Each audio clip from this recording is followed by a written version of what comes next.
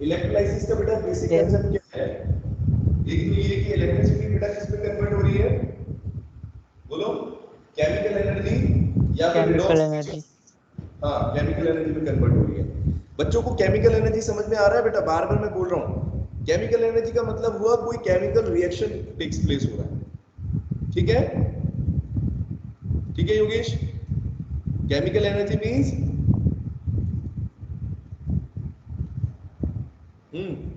Redox Chemical reaction. reaction हो रहा है उसमें. हाँ, redox reaction. केमिकल हो रहे हैं या रिडॉक्स रिएक्शंस हो रहे हैं, ठीक है?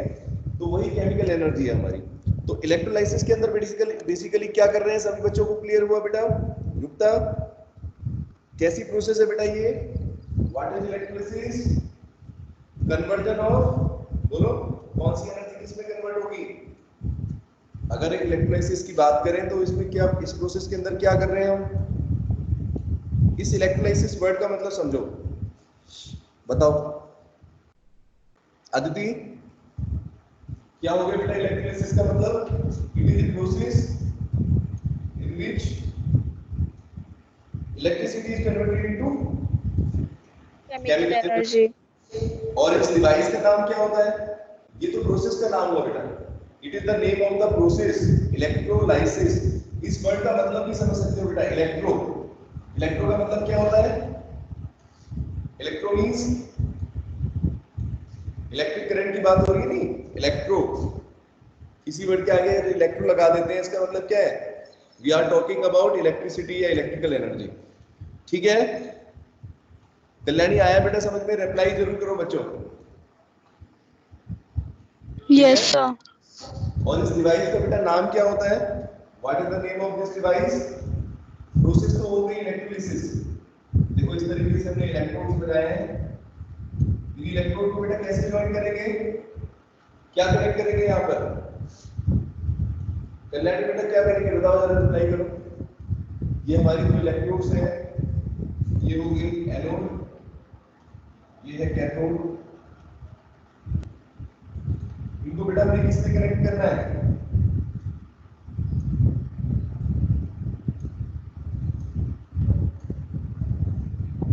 बोलो, क्या है ये? बैटरी। बैटरी है ना। और बैटरी से कनेक्ट कर रहे हैं बेटा, क्यों कर रहे हैं? क्योंकि हम बेसिकली क्या करेंगे, इस बैटरी में से जो करंट फ्लो कर रहा है बेटा, उसको कन्वर्ट करने वाले हैं किसके अंदर? उसकी वजह से क्या होगा बेटा, यहाँ पर केमिकल रिएक्शंस टेक प्लेस होंगे। ठीक है, रिडॉक्स रिएक्शंस होंगे। तो इसी को हम बोलते हैं, इस प्रोसेस को, पूरी प्रोसेस को बोलेंगे इलेक्ट्रोलाइसिस। ठीक है, इट इज द प्रोसेस, ठीक है, converting process that convert electrical energy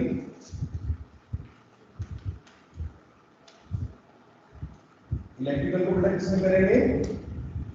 chemical energy. ठीक है, और इस सेल का नाम क्या होता है? What is the name of this cell? Electrolytic cell. ठीक है बेटा, डिफरेंस क्लियर हो रहा है सभी बच्चों को? गैल्वेनिक सेल के बीच में कल जो पढ़ाया था, गैल्वेनिक सेल जो पहले भी पढ़ चुके हो, और इलेक्ट्रोलाइटिक सेल में डिफरेंस समझ में आ रहा है? खुशी, डिफरेंस बेटा क्लियर हो रहा है? अपोजिट है, ठीक है। गैल्वेनिक सेल के अंदर हम बेटा क्या करते हैं? अदिति, गैल्वेनिक सेल के अंदर बेटा क्या कर रहे थे? कौन सी एनर्जी किस में कन्वर्ट करेंगे? केमिकल एनर्जी को इलेक्ट्रिकल इलेक्ट्रिकल एनर्जी में। गुड, ठीक है। और ये बेटा इलेक्ट्रोलाइटिक सेल है, तो मतलब क्या है, ये ठीक अपोजिट है।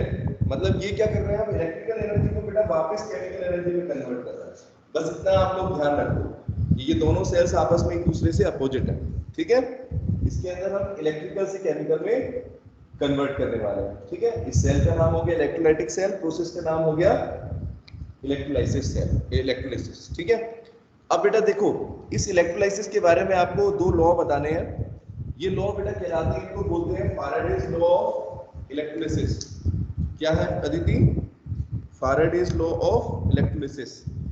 अब बेटा फैराडेज नाम आ रहा है तो इसका मतलब क्या होगा? ये लॉ बेटा किसने दिए हैं? None other than Michael Faraday. Michael Faraday याद आ रहा है आपको? नाम सुना सुना लग रहा है।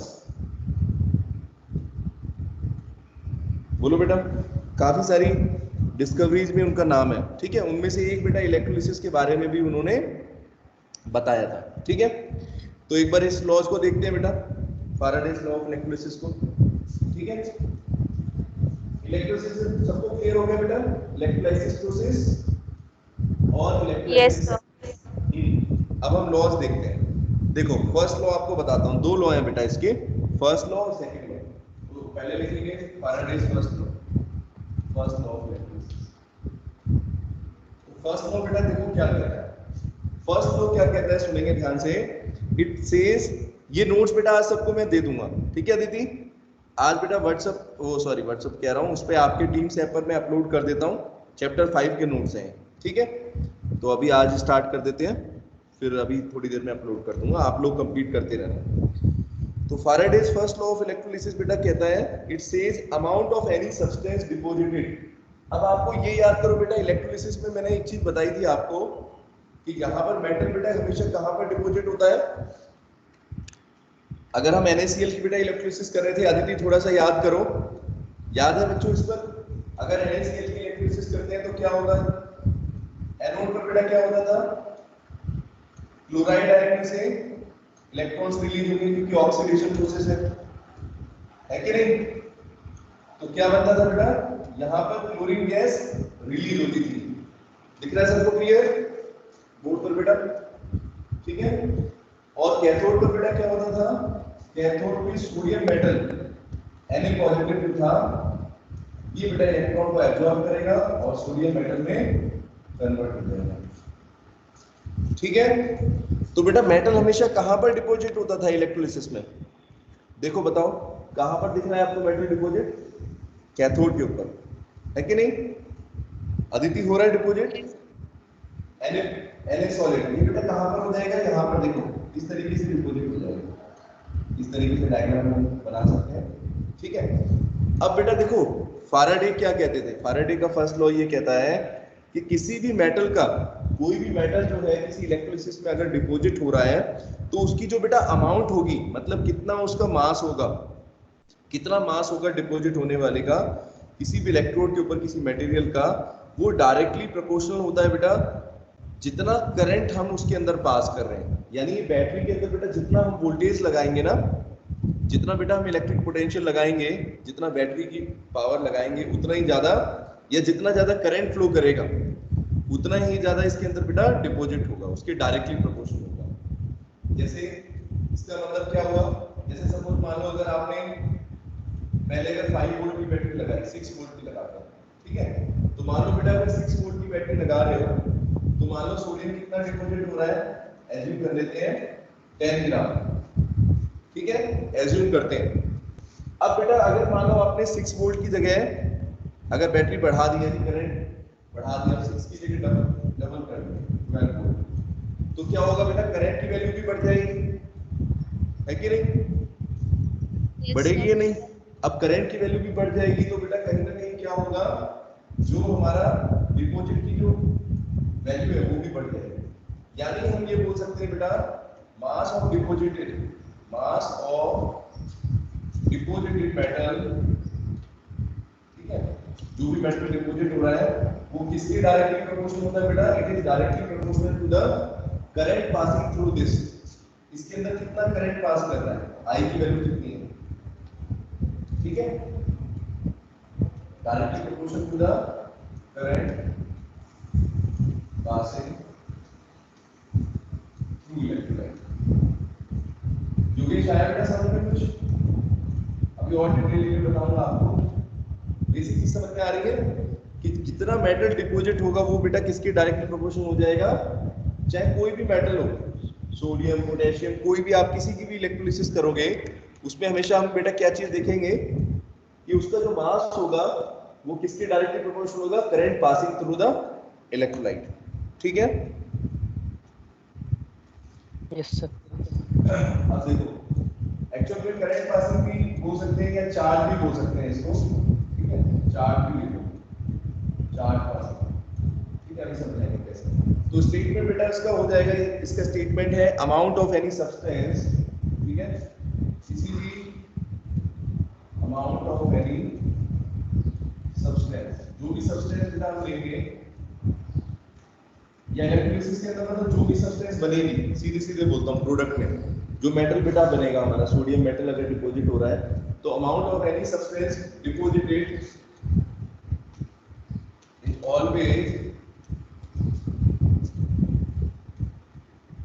proportional, ये directly proportional, directly proportional to the charge flowing in the circuit, ठीक है, ये भी बोल सकते हैं बेटा charge flowing in the circuit, ठीक है।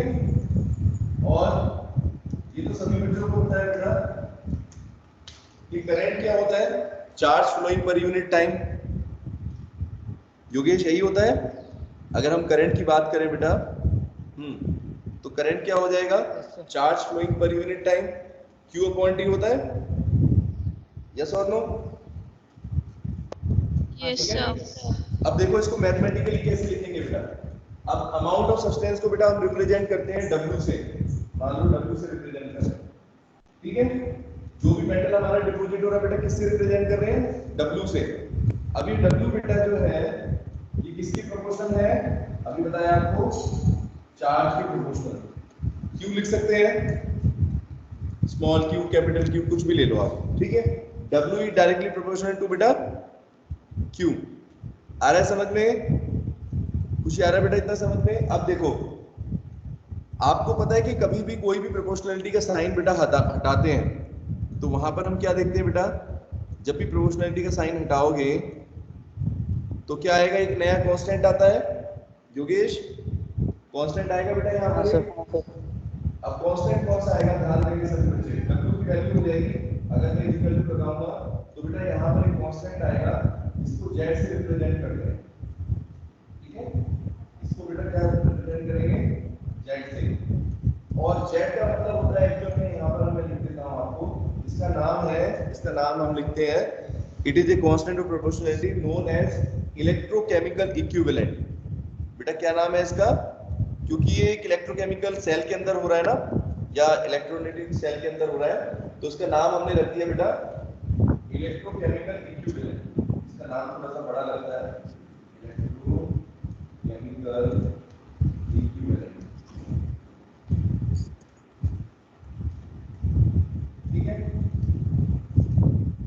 हाँ, इलेक्ट्रोकेमिकल इक्विवेलेंट, ठीक है, बोलो आया समझ में कुछ। जेड क्या हो गया बेटा, एक कांस्टेंट है जिसकी वैल्यू भी हम देखेंगे कैसे निकालते हैं, वो मैं आपको बताता हूँ। पहले आप इतना बताओ कि जेड का मतलब समझ में आ रहा है, इसका नाम क्या है बेटा, इलेक्ट्रोकेमिकल इक्विवेलेंट, ठीक है, दिख रहा है बेटा प्रॉपर, बताओ, ठीक है। अब बेटा अगर हम Q को, अगर यहाँ पर बेटा चार्ज को अगर हटा दें, चार्ज की जगह हम क्या लिख सकते हैं, अगर मैं Q की जगह यहाँ पर करंट की वैल्यू लिखना चाहता हूँ, I से रिप्रेजेंट करना चाहता हूँ, तो कैसे कर सकता हूँ बेटा, फिर क्या बन जाएगा मेरा फॉर्मूला, बताओ, W इक्वल टू क्या हो जाएगा बेटा, Q की वैल्यू क्या होती है, देखो इधर I की वैल्यू क्या होती है, I equal to Q upon T, yes or no? Yes, sir. Electric current is equal to charge flowing per unit time.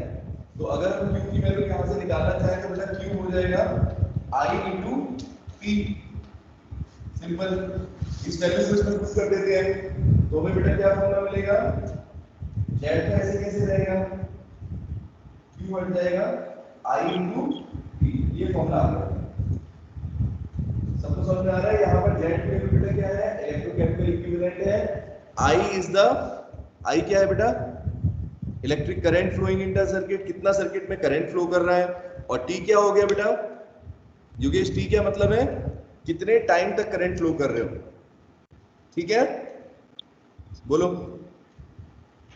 अभी आगे समझो बेटा, Z का मतलब इलेक्ट्रोकेमिकल इक्विवेलेंट, ठीक है, I का मतलब इलेक्ट्रिक करंट हो गया, और T मतलब कि कितने टाइम तक करंट फ्लो कर रहे हो। तो सभी बच्चे एक चीज देख रहे होंगे कि बेटा डायरेक्टली प्रोपोर्शनल किस किस के दिख रहा है आपको, अगर हम देखें तो चार्ज के डायरेक्टली प्रोपोर्शनल होता है, और अगर करंट के टर्म्स में लिखें तो बेटा कैसे लिख सकते हैं, फिर हम लिखेंगे भाई अगर Q की वैल्यू मैं लिखूंगा तो I इंटू टी, यानी अगर बेटा टाइम जितनी टाइम तक फ्लो करेगा करंट, ठीक है। अब देखो I की अगर वैल्यू बढ़ेगी तब भी W बढ़ेगा, ठीक है योगेश, यस और नो।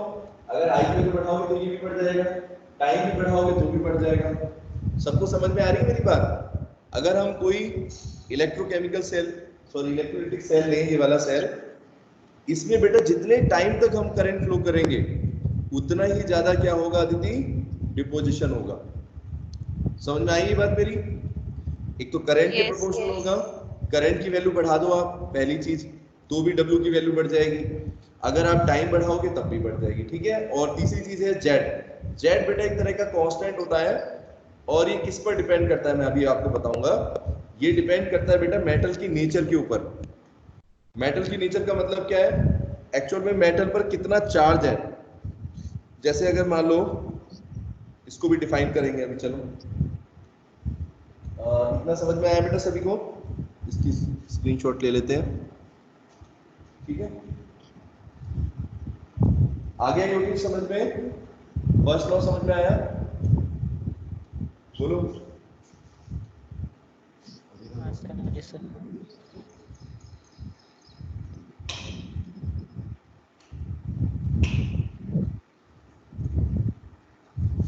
एक बार बेटा किसी को डाउट है तो पूछ सकते हैं अभी।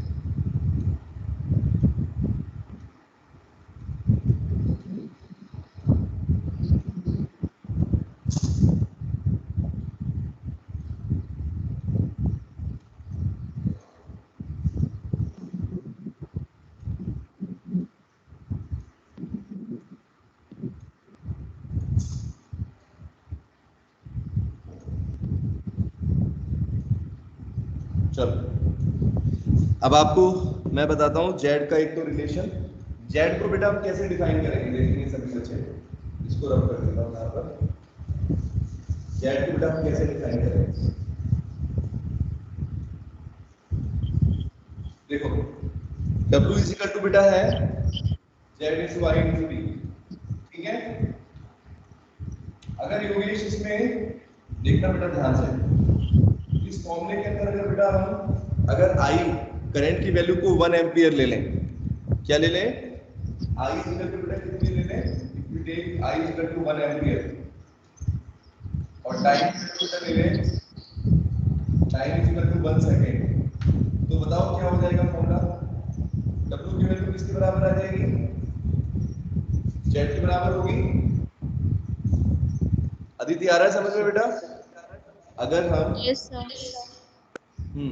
अगर बेटा अगर हम इस फॉर्मूले के अंदर अगर बेटा करंट की वैल्यू, मतलब सर्किट के अंदर मान लो आप 1 एम्पियर करंट ले लेते हैं और 1 सेकंड के लिए उसको फ्लो करते हैं, तो बेटा हम क्या देख रहे हैं कि Z एक्चुअल में किसके बराबर आ रहा है बेटा, W के बराबर आ रहा है। और W क्या चीज थी, W बेटा क्या है एक्चुअल में, कितना मेटल डिपॉजिट हुआ है ना, उसका मास है।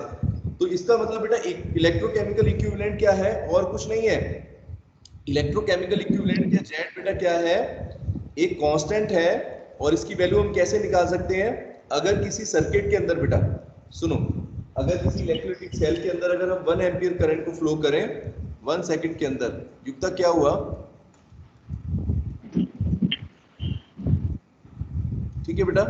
तो अगर किसी इलेक्ट्रोलाइटिक सेल के अंदर अगर किसी इलेक्ट्रोलाइटिक सेल के अंदर बेटा अगर हम कहें कि 1 एम्पियर को करंट को 1 सेकंड तक फ्लो करें तो उसमें कितना मेटल डिपॉजिट होगा, वही क्या होता है योगेश, उसी को क्या बोल देंगे, ये उस मेटल का क्या है बेटा, इलेक्ट्रोकेमिकल इक्विवेलेंट की वैल्यू है, या जेड की वैल्यू है। समझे मेरी बात नंदिनी। अगर किसी मेटल के अंदर बेटा कोई इलेक्ट्रोलिसिस कर रहे हैं, मान लो हम NaCl की इलेक्ट्रोलिसिस कर रहे हैं, अब इसके अंदर बेटा कौन सा मेटल डिपॉजिट होता है, बताया था आपको, सोडियम मेटल, है ना। अब सोडियम मेटल बेटा डिपॉजिट होता है तो कितना डिपॉजिट होगा, मान लो अगर 1 एम्पियर करंट को फ्लो करें और कितने टाइम के लिए बेटा योगेश, 1 एम्पियर करंट को बैटरी में 1 सेकंड के लिए अगर फ्लो करें तो जेड का मतलब क्या हो गया, जेड की वैल्यू क्या हो गई, जितना मेटल बेटा डिपॉजिट हुआ उसके बराबर हो गई। समझ गए मेरी बात? W is equal to Z. तो जेड को बेटा हम कैसे डिफाइन कर सकते हैं?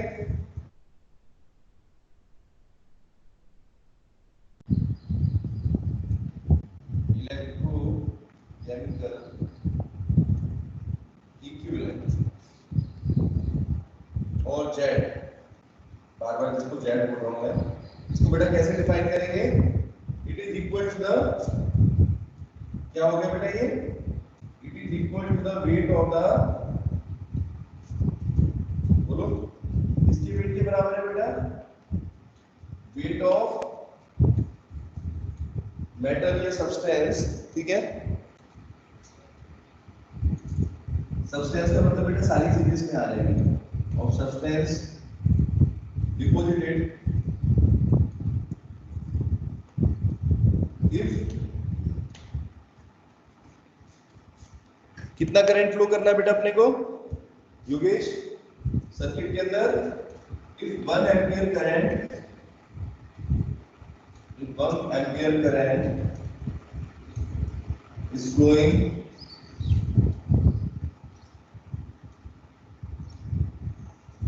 in 1 second, for 1 second,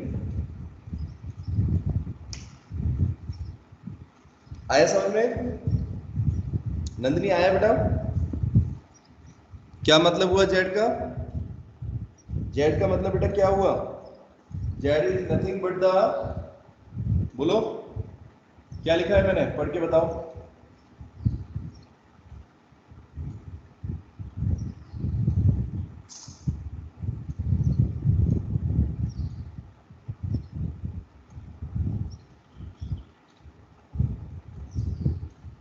Yogesh बताओ बेटा एक बार, क्या लिखा है?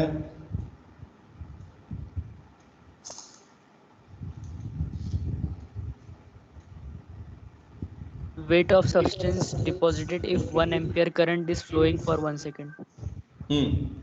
मुश्किल चीज है या समझ में आई? दिमाग के अंदर कुछ गया? बताओ। अगर हमें जेड की वैल्यू निकालनी है तो कैसे निकालेंगे योगेश? अगर अपने को बेटा ये पता चल जाए कि 1 सेकंड के अंदर, है कि नहीं, 1 सेकंड के अंदर बेटा अगर करंट को हमने 1 एम्पीयर करंट को फ्लो किया तो कितना मेटल डिपॉजिट किया, एक्सपेरिमेंटली तो देख सकते हैं ना?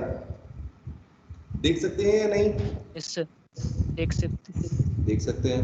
बस तो अगर हम देख सकते हैं तो हम निकाल लेंगे वैल्यू, ठीक है? ठीक है बेटा? युक्ता ये बेटा क्या आपने कैमरा ऑन कर रखा है, क्या कर रखा है युक्ता?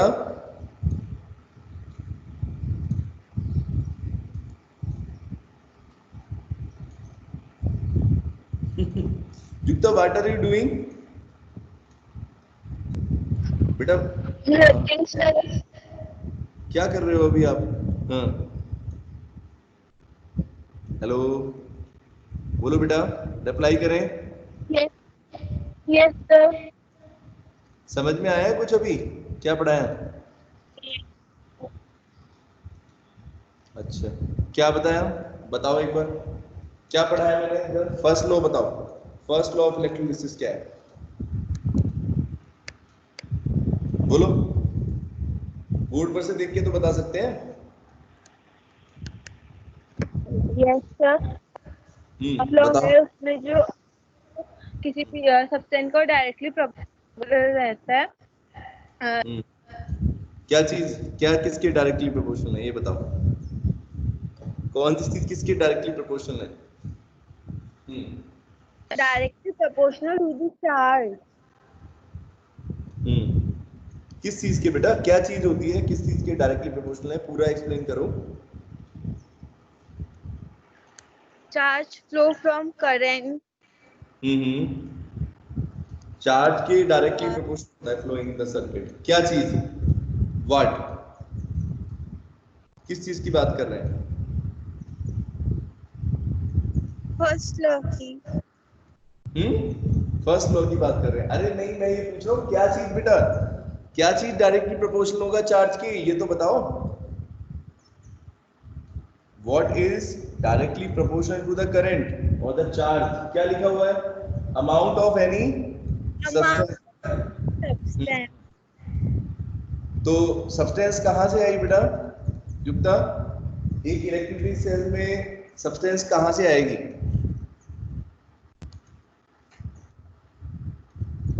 कैसे पता चलेगा कोई सब्सटेंस आई है? इलेक्ट्रोलाइटिक सेल समझ में आया आपको युक्ता?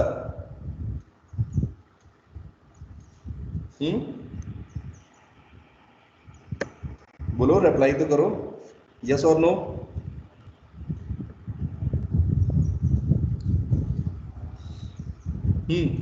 क्या होता है इलेक्ट्रोलाइटिक सेल? या इलेक्ट्रोलिसिस का मतलब बता दो मुझे, सिंपल। इलेक्ट्रोलिसिस सर इसको बोलते हैं। कोई एग्जांपल देके या कोई समझा के बस ये बता दो होता क्या है इसके अंदर। व्हाट वी आर,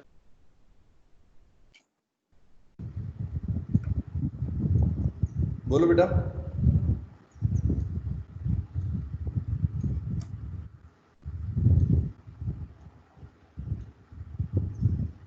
क्या हुआ?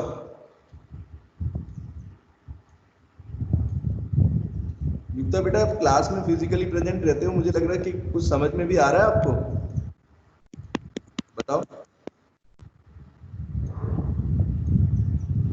क्या हुआ? माइक ऑन नहीं हो रहा क्या? चलो योगेश बेटा, जेड का मतलब समझ में आया सभी को? इलेक्ट्रोकेमिकल इक्विवेलेंट का मतलब क्या है? It is equal to the weight of substance deposited. किसी भी मेटल का बेटा अगर हम कहें कि इलेक्ट्रोकेमिकल इक्विवेलेंट हमें निकालना है योगेश, तो हम क्या बोलेंगे बेटा?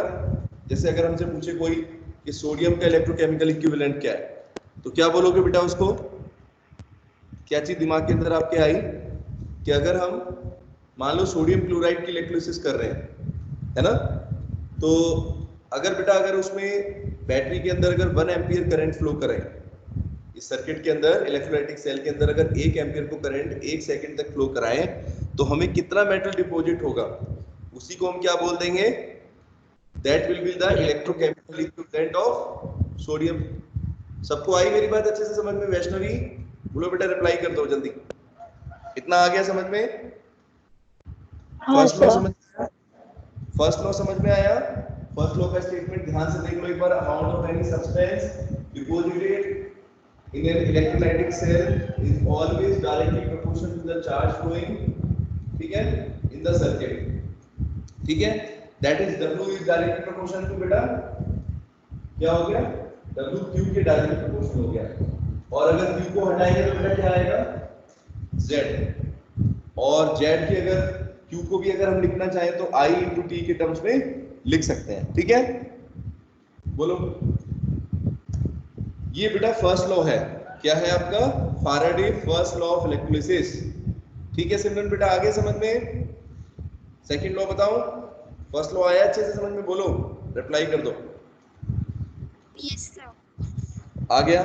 निधि आ गया समझ में बेटा? मुझे लगता है बेटा आप लोग रिवीजन कम करते हो। रिवीजन बेटा जरूर करो, 15 मिनट्स आपको बोला है। अदिति डेली बेटा रिवीजन करेंगे आज जो पढ़ाया है। हाँ, स्क्रीनशॉट भी भेजता हूँ बेटा, इसीलिए आप लोग देखो, उसको समझो कि सर ने क्या पढ़ाया। और अगर बेटा कोई चीज समझ में नहीं आ रही है तो पूछने में कोई हर्ज नहीं है, ठीक है कल्याणी? समझे मेरी बात? अगर बेटा कुछ नहीं आता तो पूछेंगे या नहीं? नहीं पूछेंगे? यस सर, पूछेंगे। चलो चलो, अच्छी बात है। चलो ओके, तो फर्स्ट लॉ बेटा हो गया। अब सेकंड लॉ मैं आपको समझाता हूँ। सेकंड लॉ क्या है? इसी से मिलता जुलता है थोड़ा बहुत, थोड़ा सा ठीक है।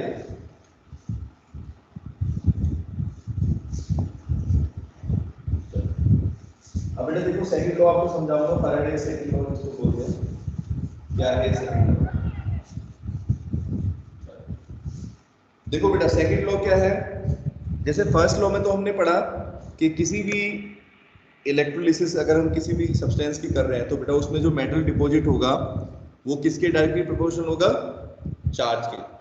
अब देखो सेकंड लॉ इसी के ऊपर बेस्ड है थोड़ा सा। ये क्या कहता है कि अगर मान लो अगर बेटा हम बहुत सारी सब्सटेंस की इलेक्ट्रोलिसिस करते हैं, ठीक है, इसका स्टेटमेंट मैं आपको पहले पढ़ के बताता हूँ फिर समझाऊंगा। It states that when same quantity of electric current, अगर बेटा किसी इलेक्ट्रोलाइटिक सेल अगर हम कोई लें, उसमें अगर मान लो दो अलग अलग इलेक्ट्रोलाइट्स लें बेटा, ठीक है, लेकिन हम क्या करें? सेम करंट पास करें, ठीक है योगेश, अगर हम बेटा सेम करंट की वैल्यू को पास करें या सेम चार्ज को पास करें तो हम क्या पाएंगे, इस pass through different electrolytic solution connected in series, तो हम बेटा देखेंगे कि उन सब्सटेंस का जो वेट है यानी जो W की वैल्यू है, जितना मैटर बेटा डिपॉजिट होगा, जैसे मान लो एक बार आपने सोडियम क्लोराइड की इलेक्ट्रोलिसिस करी NaCl की, अगली बार बेटा आपने करी KCl की इलेक्ट्रोलिसिस करी, मतलब इन दोनों को एक्चुअल में हमने सीरीज में जोड़ रखा है। और अगर हम देखें उनमें अंदर सेम करंट अगर पास कर दें या सेम चार्ज को बेटा फ्लो कराएं तो हम क्या देखेंगे कि उनके वेट की रेशो भी क्या होगी, रेशो सेम आएगी, उसी रेशो में आएगा जिस रेशो में आपका क्या है is directly proportional to their chemical equivalent weights. ठीक है, अभी इक्विवेलेंट वेट समझाना पड़ेगा आपको, रुको पहले मैं स्टेटमेंट लिखता हूं, इट दैट व्हेन टू और मोर इलेक्ट्रोलाइट्स, ऐसे लिखो, same quantity of electricity and same quantity of electric charge, ऐसे मान लो बेटा, देखो मैं डायग्राम से भी समझाता हूँ, ऐसा नहीं आएगा शायद। जैसे मान लो आपने ये दो सेल ली, ठीक है, ये दोनों बेटा इलेक्ट्रोलाइटिक सेल है, ठीक है, इसमें मैं क्या लगा देता हूँ, इलेक्ट्रोड्स लगा दी मैंने इसी तरह से इसमें।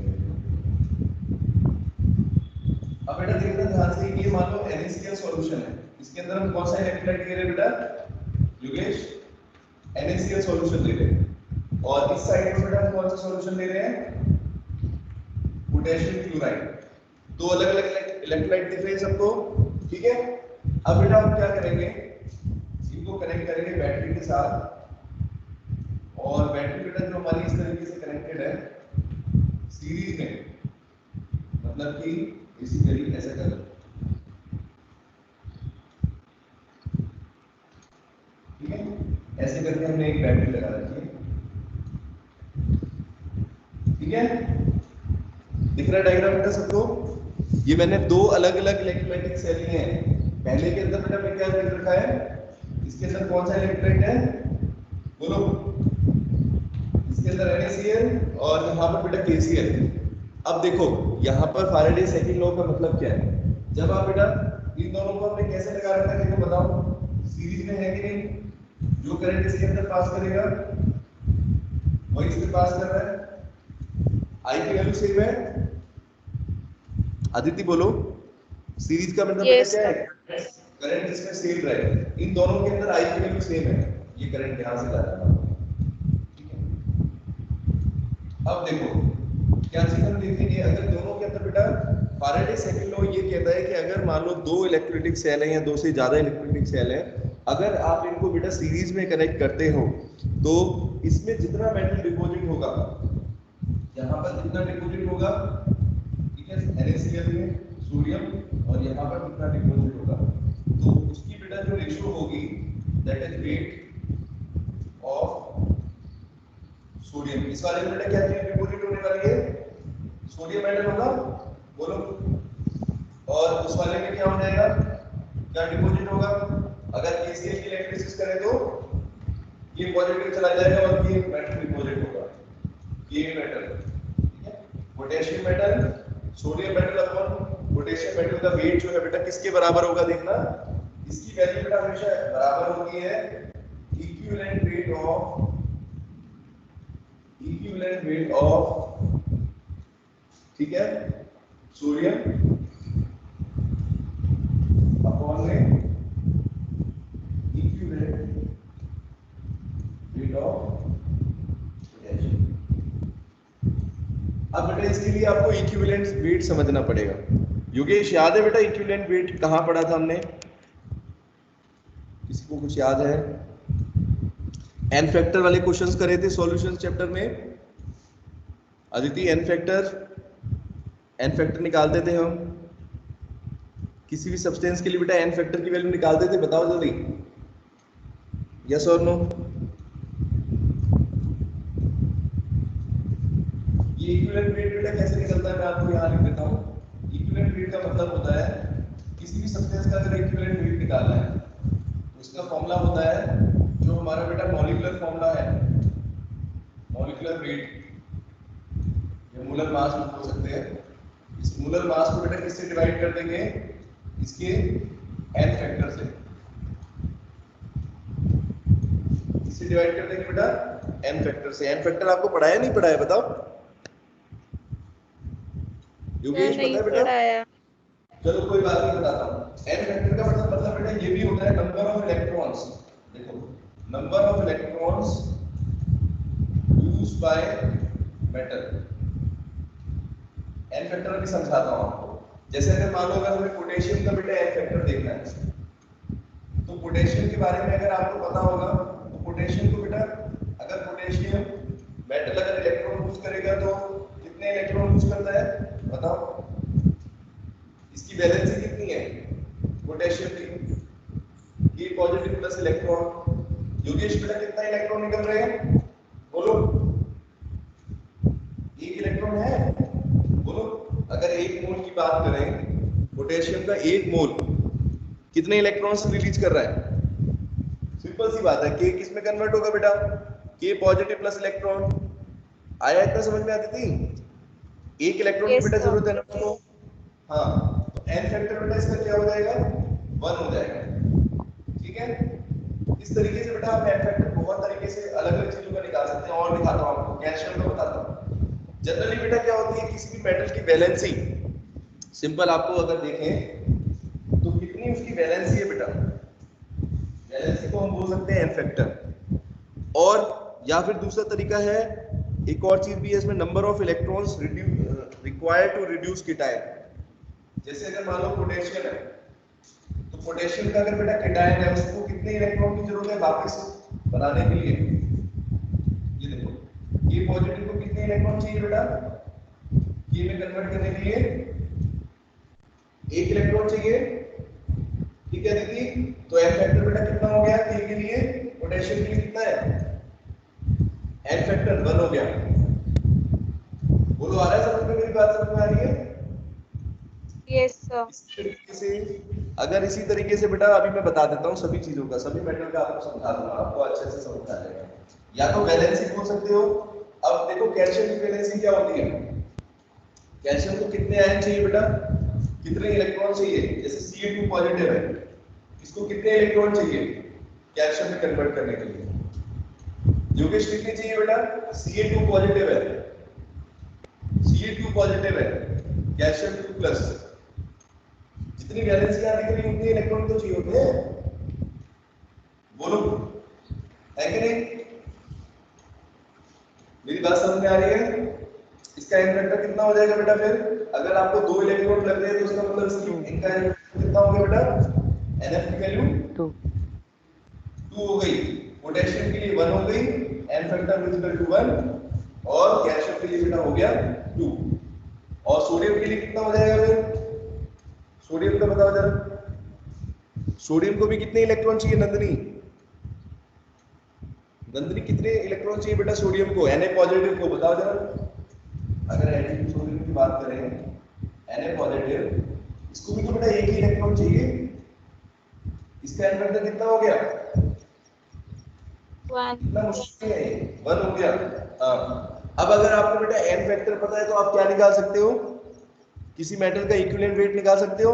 ये देखो, ये फॉर्मूला लिखा है, equivalent weight is equal to molar mass upon में n factor. Yes or no? बोलो। Yes sir. अदिति निकाल सकते हैं। मोलर मास बेटा क्या हुआ? जैसे मान लो सोडियम का मोलर मास कितना हो जाएगा? सोडियम का एटॉमिक मास हो जाएगा, कितना होता है बोलो? कितना है?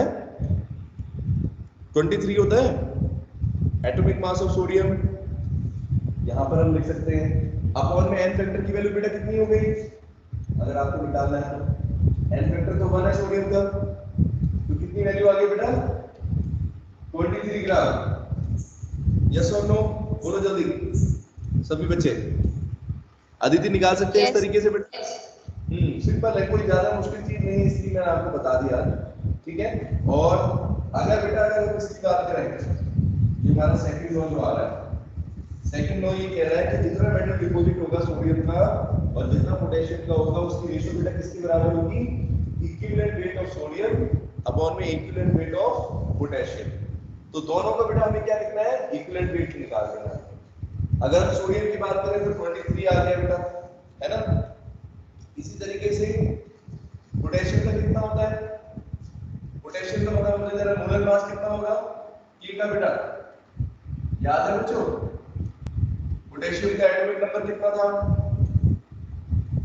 कैल्शियम पोटेशियम, कैल्शियम का 20, पोटेशियम 19 था। मोलर मास कितना था इसका, एटॉमिक मास 39 होता है बेटा, योगेश भूल गए क्या, 39 है बेटा, देखो 39 होता है, ठीक है। और इसका एन फैक्टर कितना हो जाएगा बेटा, जल्दी बताओ, एन फैक्टर, इसका एन फैक्टर बनी तो हो गया, तो इसका इक्विवेलेंट वेट कितना आ गया 39 ग्राम। अगर बेटा आपको अगर रेशियो निकालनी है कितना सोडियम मेटल डिपॉजिट होगा कितना पोटेशियम होगा, तो वो कैसे निकाल सकते हैं, क्या रेशियो आ गई बेटा 23 रेशियो 39। बोलो मेरी बात समझ में आ रही है सबको, ये देखो किसी भी मेटल के लिए बेटा हम ये रेशियो निकाल सकते हैं, उसके मेटल दोनों साइड में जो अगर सीरीज पे कनेक्ट करें, दोनों के अंदर सेम करंट पास करें बेटा, तो दोनों मेटल के अंदर जो वेट डिपॉजिट होगा अलग अलग मेटल्स का, वो किसके बराबर होगा बेटा, उनकी इक्विवेलेंट वेट की रेशियो पर होगा। आया इतना समझ में योगेश, बोलो। When same current of electricity or electrical current Yes, sir. I is passed, आगे बेटा ये रेशियो का बस ध्यान रखना है। ये लिखनी है कंडीशन बेटा कब होगी, देखो जब आपने दोनों इलेक्ट्रोलाइटिक सेल के अंदर क्या करना है बेटा, आई की वैल्यू को सेम रखना है, ठीक है। अगर मान लो 1 एम्पीयर करंट फ्लो कर रहे हो तो दोनों साइड पर बेटा क्या होना चाहिए, दोनों के अंदर 1 एम्पीयर करंट ही जाना चाहिए, ठीक है। अगर सीरीज में कनेक्ट करोगे तभी ये पॉसिबिलिटी होगी, ठीक है।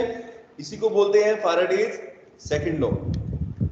अदिति कितना समझ में आया बेटा, अगर आई की वैल्यू सेम है दोनों में, तो यहाँ पर बेटा कितना सोडियम डिपॉजिट होगा, ठीक है, यहाँ पर कितना डिपॉजिट होगा और यहाँ पर पोटेशियम कितना डिपॉजिट होगा, इसकी रेशियो बेटा किसके बराबर हो जाएगी, इन दोनों के इक्विवेलेंट वेट के रेशियो के बराबर, समझ गए। और इक्विवेलेंट वेट क्या होता है उसका फॉर्मूला मैंने यहाँ पर लिख दिया है, ठीक है, बता दिया आपको कि मोलर मास को बेटा क्या करो, एन फैक्टर से डिवाइड कर लो। हर एक क्या निकाल सकते हैं कल्याणी, अलग अलग मेटल का बेटा इक्विवेलेंट वेट निकाल सकते हो। वैलेंसी आपको पता होनी चाहिए, जिस मेटल की जो वैलेंसी होगा बेटा, जितने इलेक्ट्रॉन्स चाहिए होंगे रिड्यूस करने के लिए, वही उसकी वैलेंसी है, उसी को आप क्या करो, उसके मोलर मास से डिवाइड कर दो या एटॉमिक मास से डिवाइड कर दो, ठीक है कल्याणी बेटा। आया समझ में, मेरी बात समझ में आई, यस सर, यस। चलो ठीक है। अभी थ्योरेटिकल देखो, अभी न्यूमेरिकल भी आपको बताऊंगा कैसे एक्चुअल में हम करेंगे इसको, ठीक है। अभी बस स्टेटमेंट देखो, स्टेटमेंट समझ में आना चाहिए आपको, ठीक है। आगे बेटा सबको यहाँ पर मैंने जो सोडियम और पोटेशियम की आपको रेशियो निकाल के दिखाई है, दोनों के इक्विवेलेंट वेट की रेशियो हो गई, ठीक है। या फिर बेटा एक्चुअल में अगर हम यहाँ पर तो मेटल का हमने ले लिया एटॉमिक मास, अगर मान लो हम NaCl की इलेक्ट्रोलिसिस कर रहे हैं, तो बेटा जो हमें रेशियो लेनी है वो एक्चुअल में क्या करेंगे,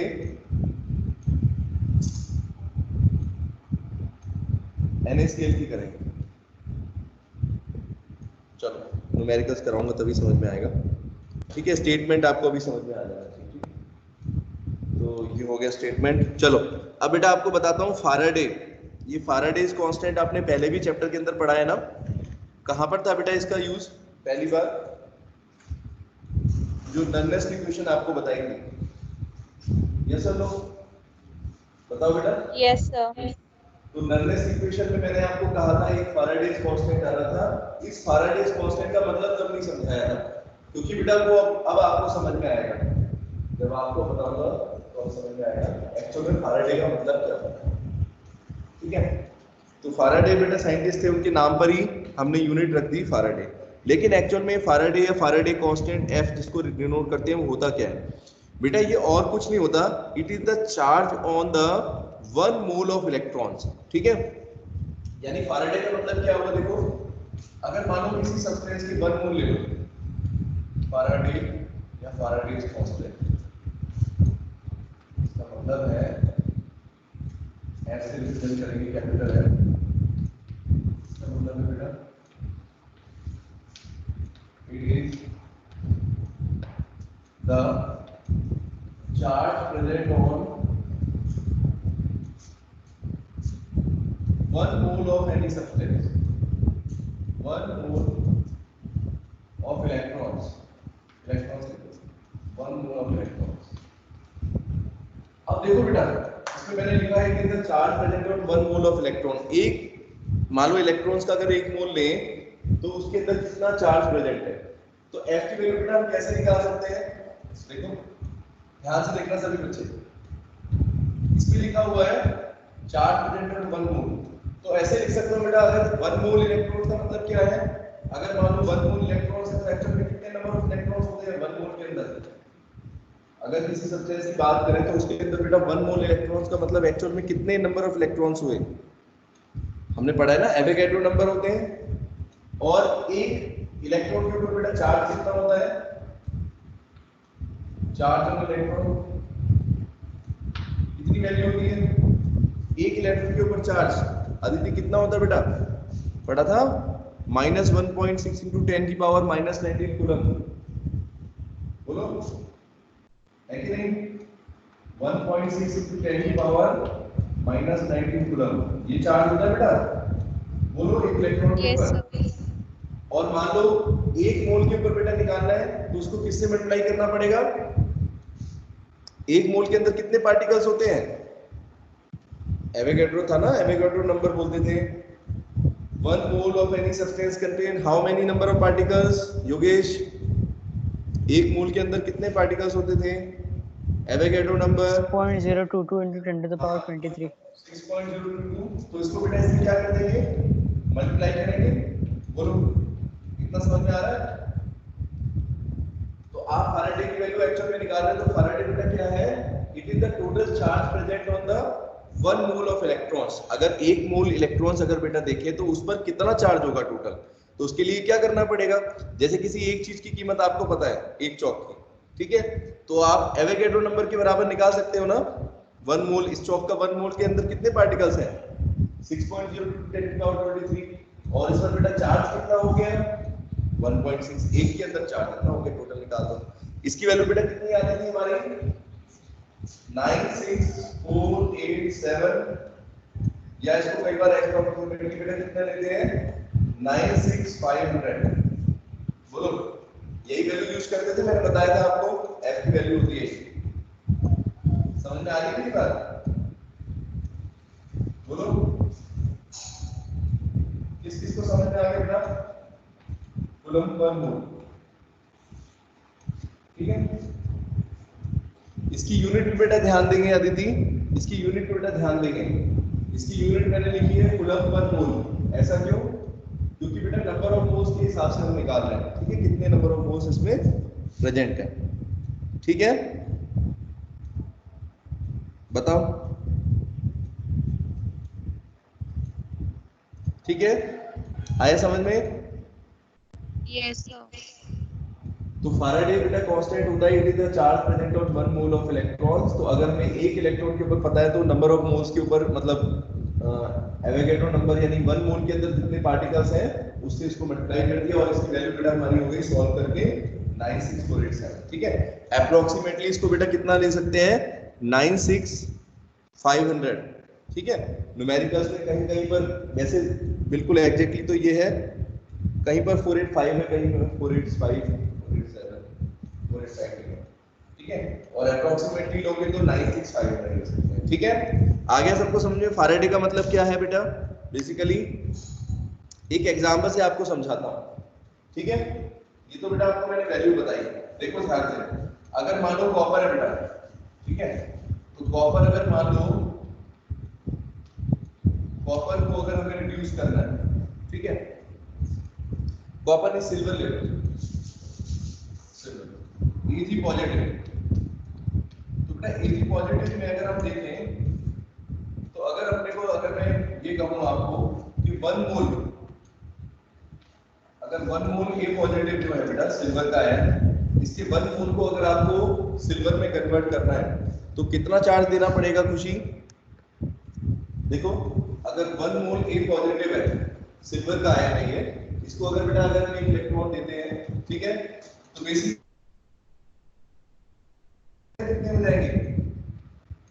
अगर हमें एक चाहिए तो इसका मतलब 1 मोल इलेक्ट्रॉन्स चाहिए हमें।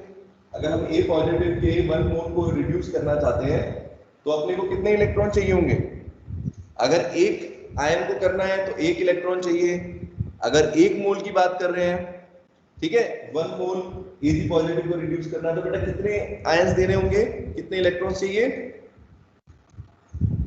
योगेश बताओ बेटा। 1 मोल इलेक्ट्रॉन चाहिए ना, और 1 मोल इलेक्ट्रॉन्स को क्या बोलते हैं? देखो 1 फैराडे बोलते हैं। ये बात किस किस को समझ में आई? आया किसी को नहीं? अदिति, अगर बेटा एक Ag पॉजिटिव को अगर हमें रिड्यूस करना है तो अपने कितने इलेक्ट्रॉन चाहिए? 1 है कि नहीं? हाँ, और अगर एक मैं बोलूं अगर एक मोल Ag पॉजिटिव को रिड्यूस करना है, 1 मोल लेना है उसका, तो उसके लिए बेटा इलेक्ट्रॉन्स की संख्या भी कितनी हो जाएगी?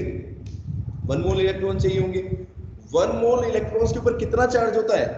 जरा इधर देखो, 1 मोल ऑफ इलेक्ट्रॉन्स के ऊपर कितना चार्ज है बेटा? 1 फैराडे है, यस और नो?